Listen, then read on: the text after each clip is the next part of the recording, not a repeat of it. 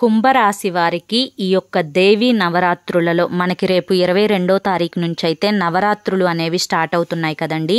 ఈ యొక్క దేవీ నవరాత్రులలో కుంభరాశి వారు ఈ చిన్న మాట వింటే చాలు అఖండ రాజయోగంతో పాటు ధన ప్రాప్తి 1000% కలిగి తీరుతుంది. ఖచ్చితంగా ఈ మాట మీరు వినాల్సిందే. ఆ మాట ఏంటి అంటే ఆ వీడియోలో ఫుల్ వీడియో అనేది నేను తీసి చెప్పానండి. ఫుల్ వీడియో మీరు చూస్తేనే మీకు క్లియర్గా అర్థమవుతుందన్నమాట.